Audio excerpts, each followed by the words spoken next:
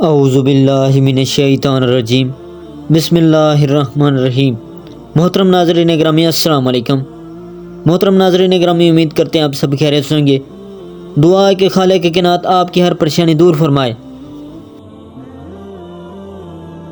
محترم ناظرین گرامی، میرے ساتھ شامل ہوں جب میں حضرت سلمان علیہ السلام کے تخت کی ناقابل یقین کہانی میں غوطہ لگاتا ہوں اور دیکھتا ہوں کہ کیا میں سلمان علیہ السلام کے تخت کے پیچھے چھپے تمام رازوں سے پردہ اٹھا سکتا ہوں۔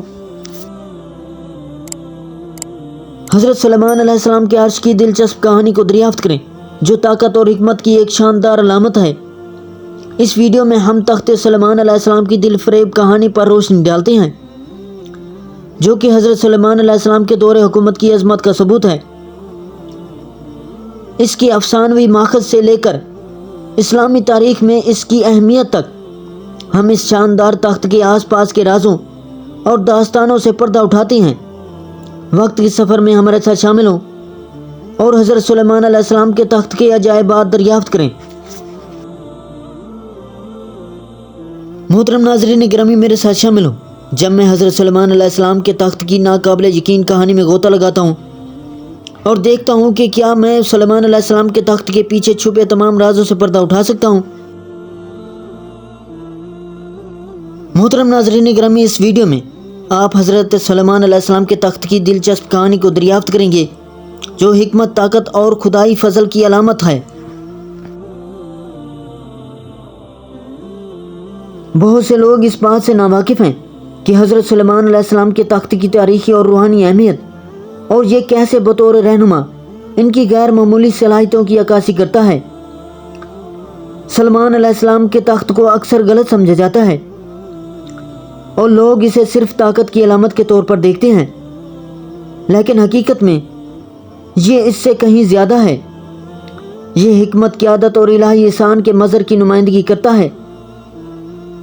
یہ سب ایک شاندار ڈھانچے میں مل کر ہیں۔ حضرت سلیمان علیہ السلام کا تخت صرف فرنیچر کا ٹکڑا نہیں تھا، یہ اس کی شخصیت، اس کے کردار اور الہی سے اس کے تعلق کی توسیع تھی۔ تخت کے ارد گرد کی کہانیاں اس کی عظمت اور اس کے مشاہدہ کرنے والوں پر اس کے اثرات کا ثبوت ہیں۔ تاریخ میں بہت کم رہنما اس قابل ہوئے ہیں کہ جس طرح کا احترام اور تعریف سلمان علیہ السلام نے کی تھی، اور اس میں ان کے تخت نے اہم کردار ادا کیا۔ اس کی اہمیت کے باوجود تخت کے بارے میں بہت سی تفصیلات وقت گزرنے کے ساتھ ضائع ہو چکی ہیں، اور یہ ہم پر منحصر ہے کہ ہم گہرائی میں جائیں اور اس کے رازوں سے پردہ اٹھائیں۔ تخت کی ابتدا، اس کی تعمیر اور اس کی جادوئی خصوصیات کے ارد گرد کے افسانوں کا مطالعہ کریں، یہ ظاہر کرتے ہوئے کہ اس نے سلمان علیہ السلام کی حکمرانی میں کیسے کردار ادا کیا۔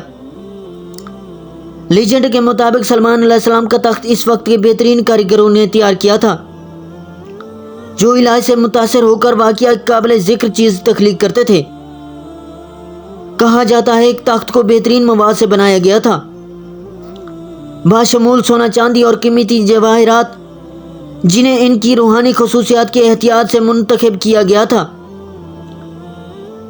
کاریگروں نے ایک ایسا شاہکار بنانے کے لیے انتھک محنت کی جو سلمان علیہ السلام کی شان اور اس کے لطف و کرم کی عکاسی کرے۔ نتیجہ ایک ایسا تخت تھا جو نہ صرف جمالیاتی لحاظ سے خوشگوار تھا، بلکہ حکمت، طاقت اور اختیار کی چمک بھی پھیلاتا تھا۔ جیسے ہی سلمان علیہ السلام اپنے تخت پر بیٹھا، وہ ایک گہری سطح پر الہی سے رابطہ قائم کرنے کے قابل ہوا، جس سے وہ ایسے فیصلے کر سکے جس سے اس کے لوگوں کو فائدہ پہنچے اور تاریخ میں اس کا مقام محفوظ ہو۔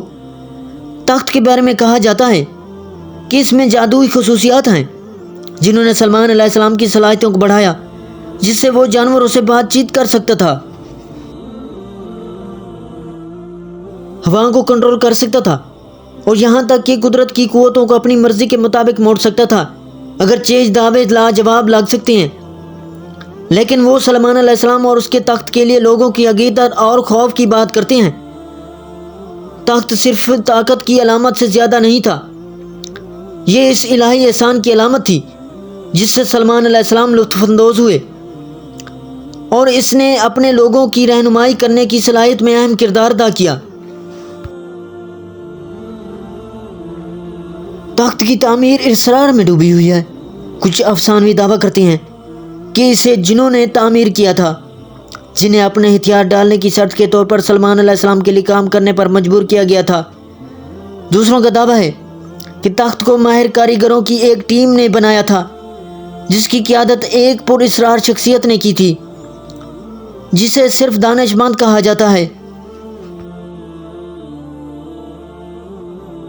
اس سے قطع نظر کہ اسے کس نے بنایا، ایک بات واضح ہے، سلمان علیہ السلام کا تخت اپنے وقت کا ایک شاہکار تھا، جو لوگوں کی ذہانت اور تخلیقی صلاحیتوں کا ثبوت تھا۔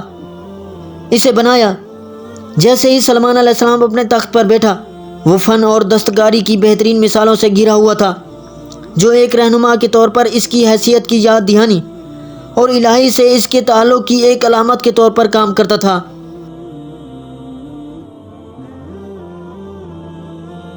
اس لمحے کو نمایاں کریں جب حضرت سلیمان علیہ السلام نے اپنے تخت کے استعمال کے ذریعے اپنی حکمت اور طاقت کا مظاہرہ کیا اور اس کے دیکھنے والوں کو مسحور کر دیا۔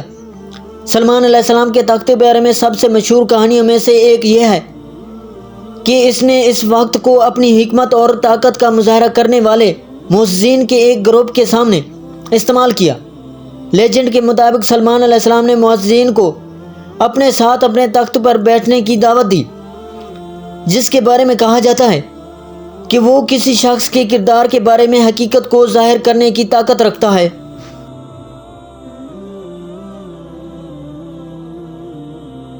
جیسا کہ ہر ایک معزز تخت پر بیٹھا تھا، وہ اپنے حقیقی ارادوں کو چھپانے سے قاصر تھے، اور سلمان علیہ السلام ان کے ذریعے صحیح طریقے سے دیکھنے کے قابل تھے۔ معززین سلمان علیہ السلام کی عقل مندی اور طاقت سے حیران رہ گئے، اور وہ قائد اور اس کے تخت کے لیے ایک نئے احترام کے ساتھ اپنے گھروں کو لوٹ گئے۔ یہ کہانی اس قسم کی طاقت اور اختیار کو ظاہر کرتی ہے جو سلمان علیہ السلام نے حاصل کی تھی، اور یہ اس بات کی نشاندہی کرتی ہے کہ اس نے اپنے آس پاس کے لوگوں پر کیا اثر ڈالا تھا۔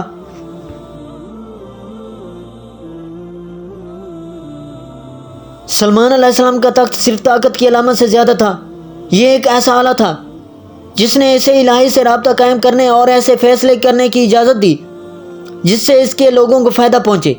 اور سلمان علیہ السلام کے تخت کے بارے میں کہا جاتا ہے کہ وہ سچائی کو ظاہر کرنے، بیماروں کو شفا دینے اور بحران کے وقت لوگوں کو اکٹھا کرنے کی طاقت رکھتا تھا۔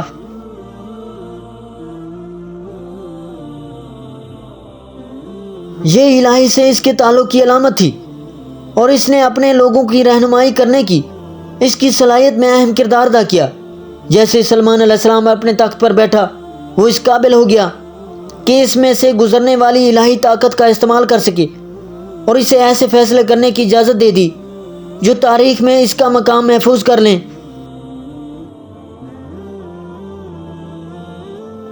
تخت کی حیرت انگیز خصوصیات اور حضرت سلمان علیہ السلام کی وراثت میں اس کی اہمیت کا جائزہ لیں۔ تاریخ اور افسانوں کے امتزاج پر زور دیں۔ آخر میں تخت سلمان علیہ السلام ایک دلچسپ کہانی ہے جو تاریخ اور لیجنڈ کو اس طرح سے ملاتی ہے جو سحر انگیز اور متاثر کن ہے۔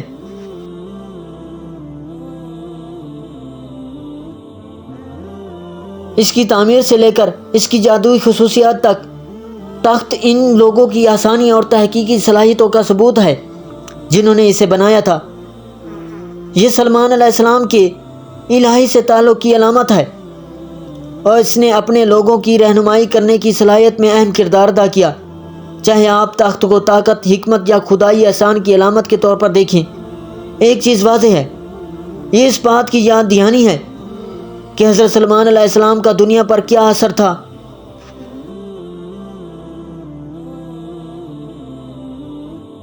اگر آپ کو یہ کہانی پسند آئی ہے تو لائک کرنا نہ بھولیں، تبصروں میں اپنے خیالات کا اشتراک کریں، اور مزید دلچسپ کہانیوں کے لیے ہماری دیگر ویڈیوز دیکھیں۔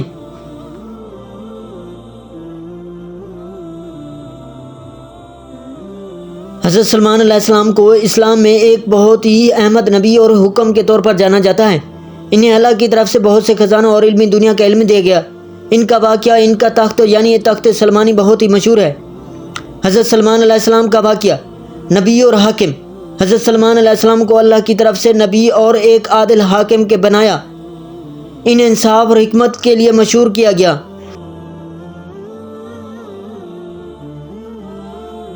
جنات اور پرندوں پر حکم۔ حضرت سلیمان علیہ السلام کو جنات اور پرندوں پر حکم دیا گیا تھا۔ انہوں نے ان کا استعمال اپنے مقصد کے لیے کیا، جیسے کہ عمارت بنانے اور جنگوں میں مدد لینے کے لیے۔ تخت سلمانی ان کا مشہور تخت تھا جو ان کی شان اور عزت کا نشان تھا۔ یہ تخت بہت ہی خوبصورت تھا اور اس پر ان کا حکم چلاتا تھا۔ کیا تخت پر انہیں بہت سے خزانے اور دولت ملی تھی؟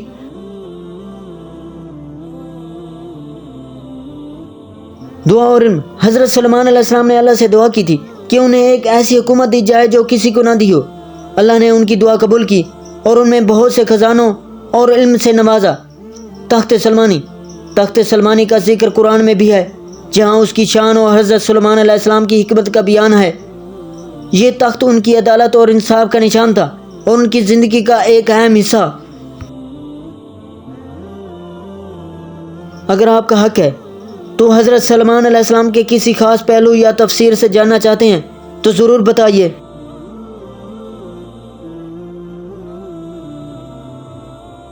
تخت سلمانی۔ بادشاہ بننے کے بعد آپ نے ایک نہایت ہی عالیشان اور پرتکلیف مکان بنوایا جس کا رقبہ 36 کوس تھا۔ اس مکان کو سونے چاندی کی اینٹوں سے بنایا گیا، جس کی دیواروں اور چھتوں پر یاقوت اور زمرد جڑے ہوئے تھے۔ پھر اس مکان کے اندر آپ نے اپنے لیے ایک شاندار تخت بنوایا جس کی لمبائی 3 کوس تھی۔ سارا تخت ہاتھی دانت سے بنایا گیا جو لال فیروزہ زمرد جیسے پتھروں سے مرصع تھا، اور اس کے چاروں طرف سے سونے کی اینٹیں لگی ہوئی تھیں۔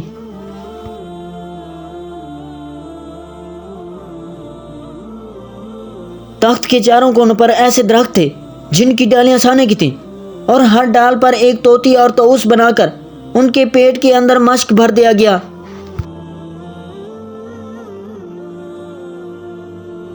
ان درختوں کے خوشے انگور کی طرح تھے۔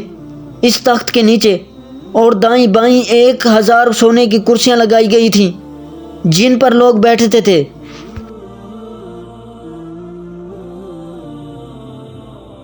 ان کے پیچھے جنوں اور انسانوں میں غلام کھڑے کیے گئے تھے۔ یہ تخت جنات نے بنایا تھا جو آپ کی رعایا تھے۔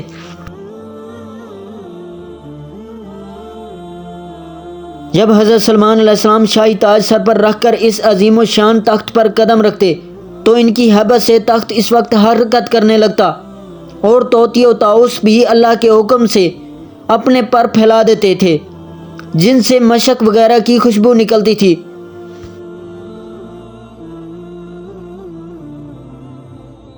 اللہ تعالیٰ کے فضل سے حضرت سلیمان علیہ السلام ہر جانور کی بولی اچھی طرح سمجھتے تھے۔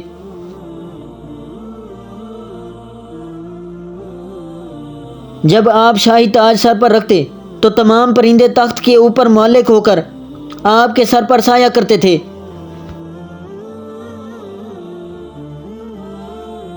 جس مکان میں تخت سلمانی تھا اس میں کئی محاربین تھی جہاں عابد و زاہد لوگ بیٹھ کر عبادت الہی کیا کرتے تھے۔ حضرت سلیمان علیہ السلام ہمیشہ اللہ تعالیٰ کی ان نعمتوں کا شکر ادا کرتے اور ہر وقت اللہ تعالیٰ سے مناجات کرتے رہتے تھے۔ آپ پورے عاجز و انکسار کے ساتھ اللہ کے حضور یہ دعا کرتے تھے: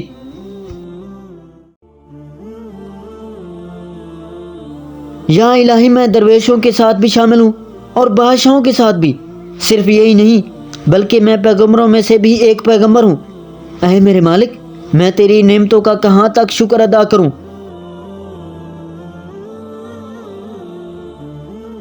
اللہ تعالیٰ نے ہوا کو حضرت سلیمان علیہ السلام کے تابع کر دیا تھا۔ جب آپ اپنے عظیم الشان تخت پر بیٹھ کر تخت کو چلنے کا حکم دیتے تو تخت اتنی تیز رفتار سے چلتا کہ آپ ہزاروں کوس کا فاصلہ چند منٹ میں طے کر آتے۔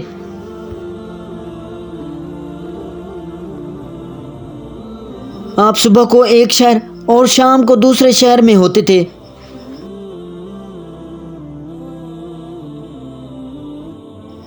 آپ کے باورچی خانے کے لیے جنات نے بڑی بڑی پتھر کی دیگیں بنائی ہوئی تھی جنہیں بادل پانی سے بھر دیتا۔ ان دیگوں میں روزانہ کئی ہزار اونٹ اور کئی ہزار گوسفند پکتے، اور خلق اللہ صبح سے شام تک آپ کے لنگر کھانے سے کھاتی پیتی۔